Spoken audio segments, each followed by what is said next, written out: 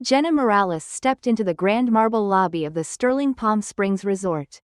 Her heels clicking softly against the polished floor. Everything around her gleamed: crystal chandeliers, gold-plated signage, a fountain that gurgled with serene elegance. She should have felt nervous. She should have been overwhelmed by the sheer luxury of it all. But instead, Jenna smiled, not because she was impressed. Because 7 years ago, she wouldn't have even been allowed through the service entrance of a place like this without a staff badge. And now, she was here to buy the place. A young concierge glanced up from the reception desk. "Ms. Morales? They're expecting you in the executive lounge. Right this way." She followed the young man down a hallway lined with framed photos of past celebrity guests. Her fingers brushed against the silky fabric of her blazer, a subtle but powerful shade of deep emerald. Tailored to perfection, everything about her presence was intentional. From the way she walked, to the subtle perfume she wore, a blend of sandalwood and orange blossom from her own wellness line. 7 years, that's how long it had taken to get here. And, of course, that's when fate decided to play its favorite game. She heard the voice before she saw the face. Well, Jenna Morales. Never thought I'd see you here, unless you were giving foot massages in the spa." She stopped in her tracks. That voice, arrogant, smooth, just slightly slurred from a mid-afternoon cocktail. The kind of voice that once whispered promises in her ear and then, not long after, shattered every one of them. She turned slowly, heart steady, gaze sharper than ever. Logan Whitmore stood near the bar, dressed in a crisp navy suit with a name tag that read, General Manager. His sandy blonde hair was styled too perfectly. His smile still as smug as she remembered. But time had etched something new into his features, something brittle behind the bravado. "Logan," she said coolly, her lips curving into a polite, indifferent smile, still clinging to job titles like lifeboats. "I see." His eyes flicked to the briefcase in her hand, then to the assistant escorting her. For a moment, confusion danced across his face, until realization hit. She watched the color drain just slightly from his cheeks. "You're here for a meeting?" he asked, trying to regain control of the moment. "What, marketing? Spa product demo?" Jenna tilted her head. "Not quite. I'm here for a transition meeting. Sterling Palm Springs is being acquired by Saul by Jenna. Didn't they loop you in?" The silence that followed was delicious. He blinked once, twice, then forced a laugh, but it sounded thinner than glass. "You're kidding." "No," she said, lifting her chin, "but I can see why you'd think that.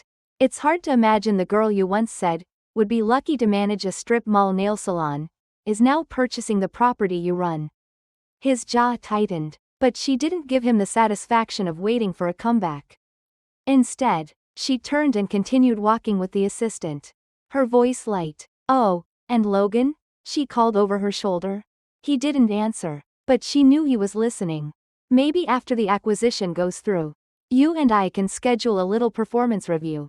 For old time's sake." She didn't have to look back to know he was seething. As she stepped into the executive lounge, Jenna felt the weight of every sacrifice, every lonely night, every insult she'd swallowed over the years. All of it had led here. And this was only the beginning. Jenna sat at the long mahogany table in the executive lounge, her back straight, hands folded neatly on top of her leather-bound portfolio. Around her, the room buzzed with muted conversation, polite laughter, the faint clink of glassware. The Sterling board members, men in tailored suits and women in crisp blazers, filed in one by one, their smiles pleasant but cautious. She noticed the subtle glances, the silent question dancing in their eyes. How did she pull this off? It was a question Jenna had spent years preparing to answer, through grit, relentless work, and a vision so clear it burned like a lighthouse through every storm she'd endured. A woman in her early 60s, impeccably dressed in a silver-gray pantsuit, extended a hand toward her. "You must be Ms. Morales. I'm Diane Hawthorne, chair of Sterling Holdings." Jenna rose, shaking her hand firmly. "Pleasure to meet you. Thank you for making the time." "Of course," Diane said, smiling with polite curiosity. "We've been following Saul by Jenna's growth closely. You've built quite the empire." Jenna offered a small, gracious smile. We're just getting started. As the rest of the team settled in, Jenna opened her portfolio, revealing the acquisition documents, investment projections, and transition plans, all meticulously prepared. Every chart, every paragraph, every dollar, accounted for. She began presenting with calm precision. Her voice was steady, confident, never rushed. She spoke about Sol by Jenna's unique position in the wellness industry, their plant-based product lines, sustainable packaging, celebrity endorsements, and rapidly growing consumer base. Then she pivoted to why they were acquiring Sterling Palm Springs. This isn't just about expansion, she said, locking eyes with Diane. It's about elevation. We're transforming this property into Sol's flagship retreat, a space that blends luxury with healing, that honors its history while reinventing its future. This will no longer be just a resort. It'll be a sanctuary. A murmur of interest passed through the room. Logan stepped in a few minutes later, trying to look composed, but Jenna could see the stiffness in his shoulders. He took a seat near the back and avoided her gaze. As she finished her presentation, Diane nodded, clearly impressed. We'll begin reviewing the transition documents, she said. Your team has clearly done their homework. Jenna closed her portfolio. Thank you. I know what Sterling represents. I also know what it could be. With the right leadership, I intend to honor both.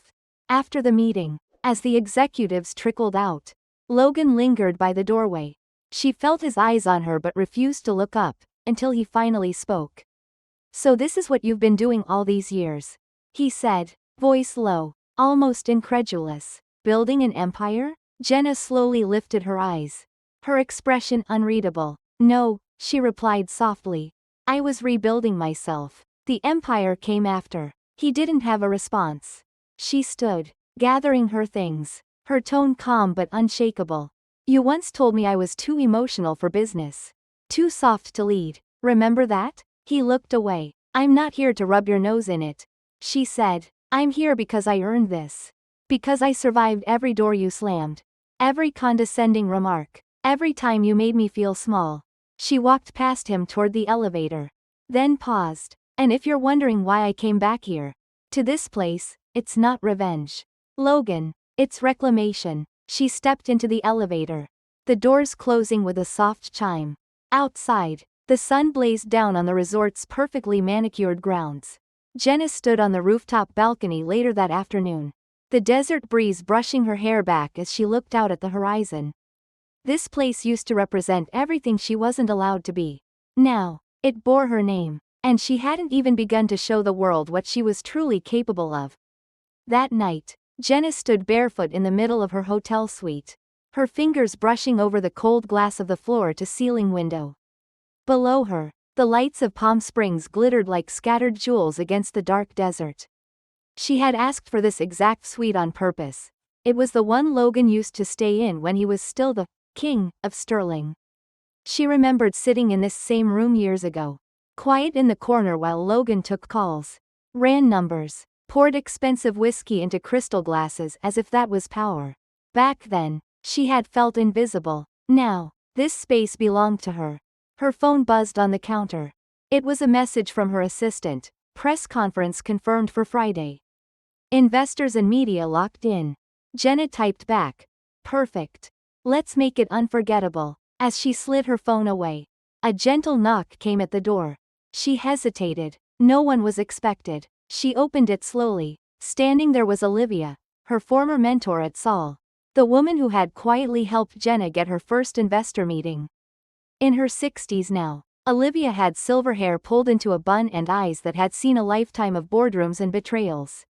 I figured you'd be up, Olivia said with a knowing smile, holding up a bottle of wine. Thought you might want company. Or a toast. Jenna stepped aside, letting her in. You always know when I need someone. You always pretend you don't. They poured 2 glasses and sat on the wide balcony. The air warm and still. The hum of the city below like a distant lullaby. You're really doing it, Olivia said after a moment. Taking over the very place that threw you out. Jenna nodded. Feels strange, powerful, sad, all of it. Olivia took a sip of wine. Logan's not going to go quietly. I don't expect him to, Jenna replied. But I'm not here to destroy him. I want the girls who come after me to see this place and know it's possible. That you don't have to sacrifice who you are to lead. Olivia looked at her for a long moment. That kind of ambition comes with a cost. I've already paid it. Jenna's voice was quiet but unshakable. She had lost friends, family ties strained by her refusal to conform. Nights spent alone wrestling with doubt. She'd carried imposter syndrome like a stone in her chest, hidden behind red lipstick and perfect pitches. But not anymore. She was no longer asking for a seat at the table. She had built her own, and now she was expanding it. Later that night, after Olivia left, Jenna opened her laptop. Her inbox was flooded with media requests, congratulations, and questions. But one email stopped her cold. From Logan.Sullivan@sterlingcorp.com. Subject: Dinner? She stared at it for a long moment. No message in the body. Just that one-word subject line. Dinner? It was so like him, to ignore everything. To pretend they could have a civil conversation now that she was holding the cards. She didn't reply. Instead, she closed the laptop and walked to the mirror. She looked at herself, not the makeup, not the tailored blazer, but really looked. The fine lines around her eyes. The strength in her jaw. The fire that never quite left her even when she was crying on a bathroom floor 6 years ago with a rejection email in one hand and an eviction notice in the other. She whispered to her reflection. You were always enough. And for the first time in years, she truly believed it. The morning of the press conference arrived with a rare kind of silence. The kind that comes right before a storm. Jenna stood behind the curtain at the Sterling corporate headquarters, once forbidden territory. Now her stage. The room was packed. Reporters, former board members, key investors, even a few industry rivals she'd sparred with in closed-door meetings over the years. Everyone was here for one reason: to see how far the assistant who got away had come. A staffer whispered through her headset. We're live in 30 seconds. Jenna adjusted the cuffs of her blazer. The deep forest green one she'd chosen deliberately, elegant, commanding, and nothing like the black suits Logan used to make her wear to blend in. She took one final breath as the host's voice echoed through the room. Ladies and gentlemen, please welcome the new majority shareholder and interim CEO of Sterling, Ms. Jenna Blake. Applause erupted as Jenna stepped into the light.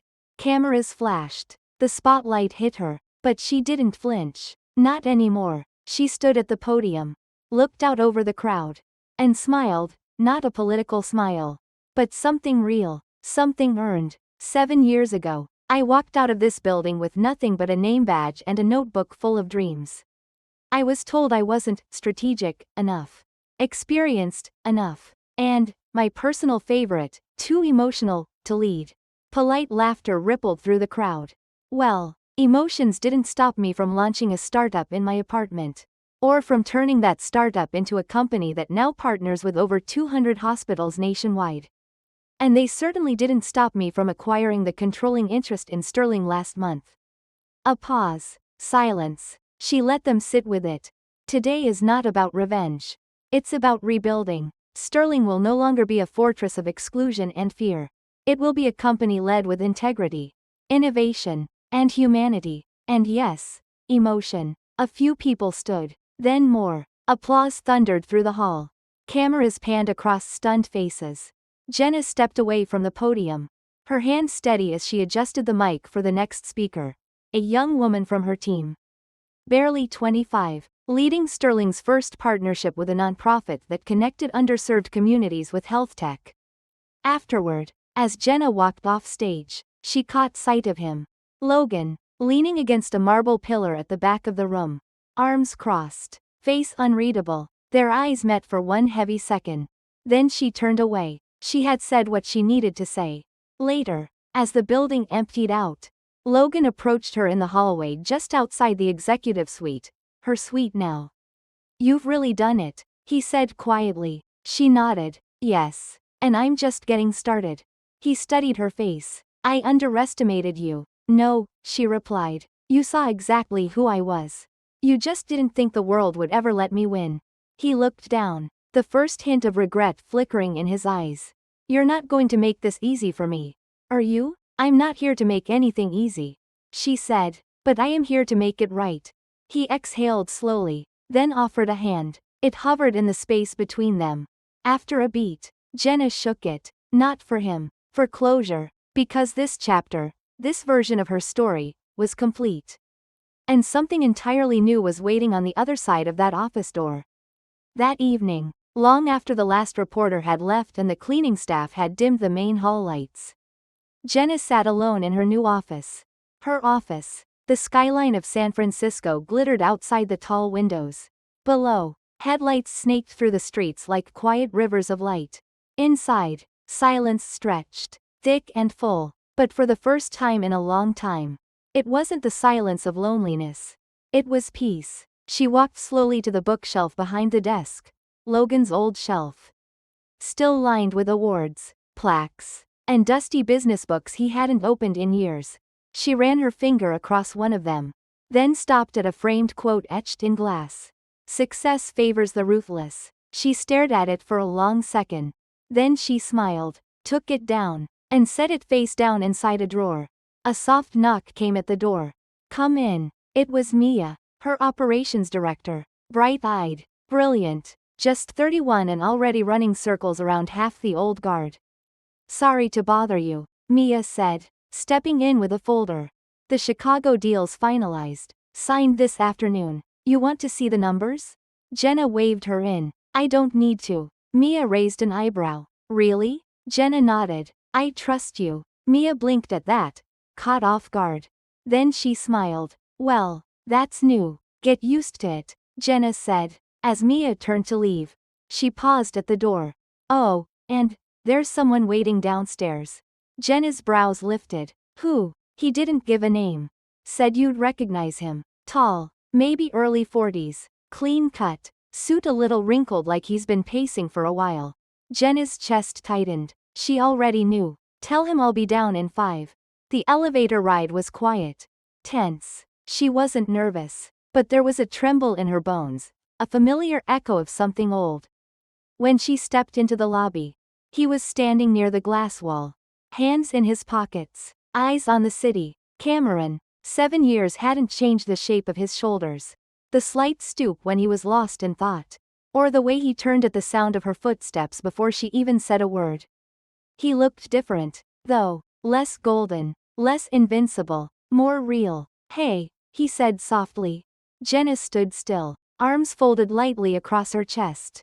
"I'm surprised you came. I wasn't sure I should," he said, "but I heard about the acquisition. About you." She didn't answer, just waited. He shifted on his feet. "I didn't leave because I stopped believing in you, Jenna. I left because I didn't believe in myself. Back then, I thought if I supported you too much, I'd end up being the guy behind the woman. And I was stupid enough to think that made me weak." Her jaw tightened, just a little. "I was angry," she said, "for a long time." "I know," he replied. "You had every right." He stepped closer, but not too close. "You didn't just prove everyone wrong. You did it with grace. With strength. And not a single shortcut." She raised an eyebrow. "Are you here to pitch me something?"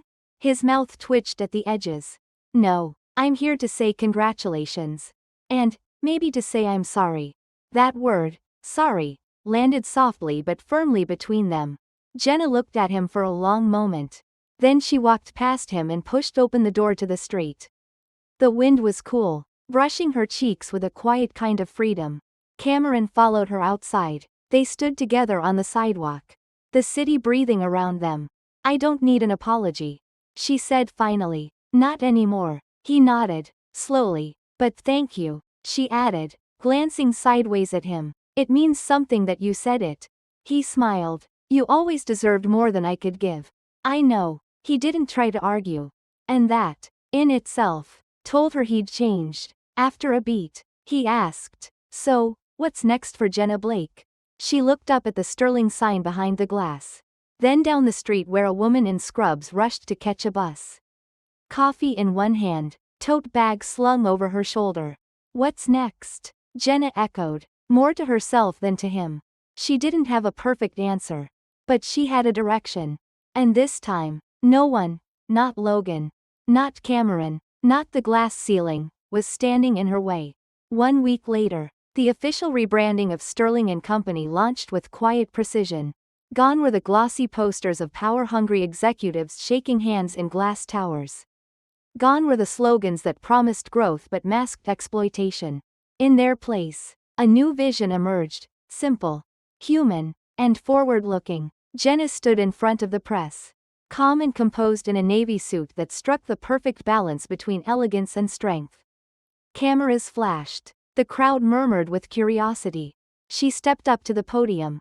7 years ago, I walked into this building as a junior analyst. I was told to keep my head down, take notes, and let others lead. Today, I stand here not just as CEO, but as someone who knows what it means to be underestimated. There was a pause. Then her eyes found the front row, where her mother sat. Hands folded in her lap, eyes glistening with pride. We're not just changing the logo on the door, Jenna continued. We're changing the heart of this company. Starting today, Sterling isn't about who talks the loudest or who plays the game best. It's about who builds something that lasts. Applause broke across the room. Slow at first, then steady, then rising like a tide. Behind her, a new banner unfurled. Sterling, built to stand, designed to lift. Later that night, as the last guests trickled out and the lights dimmed, Jenna stayed behind in the boardroom with Mia and a few of her top women executives, young, brilliant minds from across departments who had been overlooked for far too long. They passed around sparkling water and leftover truffle sliders, laughing as they kicked off their heels under the table. Ladies, Jenna said, lifting her glass, we've opened the door. Mia raised hers too, and we're not letting it close. They toasted, not just to success, but to survival, to sisterhood, to the grit that got them here. And somewhere in the quiet hum of the building, the ghosts of the old guard faded into the walls.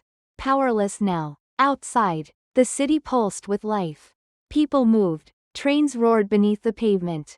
And Jenna stood at the edge of something vast, not terrifying anymore, but thrilling. The next morning, she walked into a coffee shop near the office. The same place she used to sit in after long shifts, nursing burnt coffee and self-doubt. The barista, a young woman with tired eyes and a bright smile, looked up. Hey, you're the woman from the news, right? The CEO? Jenna blinked. I guess I am. The girl grinned. It's cool to see someone like you up there. Jenna paused, then smiled softly. You'll be up there soon too. She paid, left a tip that covered the next few shifts, and stepped back into the street, coffee in hand, sunlight bouncing off her watch. She didn't look back, because she wasn't just rewriting her story anymore. She was creating space for others to write theirs. That weekend, Jenna returned to the quiet suburb where she'd grown up, the same streets where she once biked past manicured lawns and freshly painted fences. Convinced she would never be anything more than the shy girl who studied too hard and dreamed too loud. Her mother was waiting on the porch, a plate of lemon bars in one hand, a folded lawn chair in the other. I thought we'd sit outside, Patricia said, already setting up. It's too nice a day to talk about big things indoors. Jenna smiled, the tension in her shoulders slowly melting. They sat in silence for a few minutes, listening to the rustling trees and distant sounds of children playing. Then Patricia spoke, her voice soft. You remember when you were 12, and you said you wanted to be the president of something important? Jenna laughed quietly. Yeah, and you said I could start with the debate team. You weren't ready then, Patricia said, but you're ready now. Jenna looked over. Her mother's eyes weren't just proud, they were knowing. You didn't just climb to the top, Patricia continued. You rebuilt the mountain. Jenna's throat tightened. For all the speeches, all the applause, all the articles calling her the most influential woman in finance, this was the moment that mattered. I couldn't have done it without you, she whispered. Her mother's hand found hers, gentle but firm. No, but you did it because of you. They sat that way for a while, holding hands in the sun. And somewhere inside Jenna, the little girl who once doubted everything finally stood up and took a bow. A few days later, Jenna returned to the Sterling offices to find a small envelope on her desk. No return address. Inside was a single folded card, typed in crisp, old-fashioned font. Power is nothing without purpose. Beneath it, scribbled in handwriting she recognized immediately. Veronica Whitman. Jenna stared at the card for a moment. Then let out a breath. No apology. No explanation. Just a sentence. A truth. She didn't need more. She slid the card into her desk drawer, where it would stay, not as a trophy, but a reminder of where she came from, of who she had become, and of the women still waiting for someone to open the door.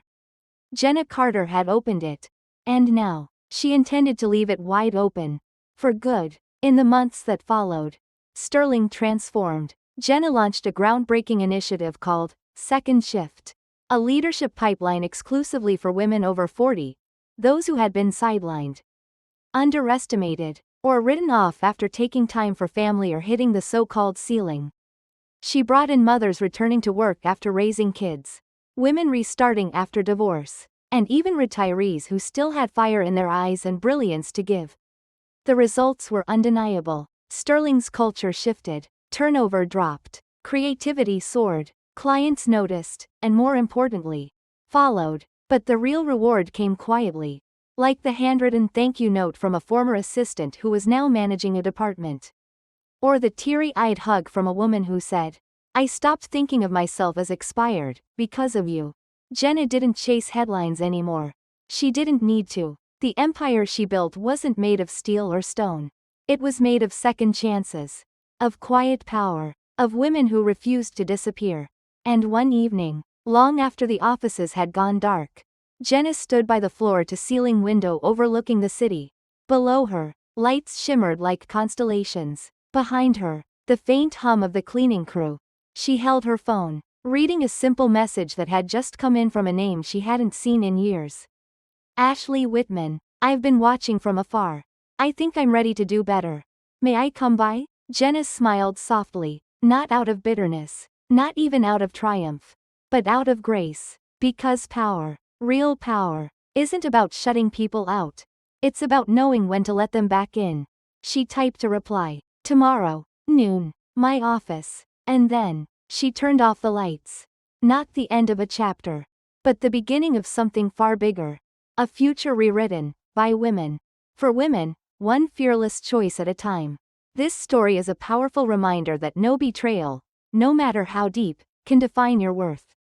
Jenna turned humiliation into empowerment, rejection into reinvention, and built a legacy from the ashes of deceit. It's a celebration of strength, self-respect, and the courage to reclaim your voice when the world tries to silence it. What did you think of Jenna's journey? Comment 2 if you loved her transformation. Or 7 if you would have chosen a different path.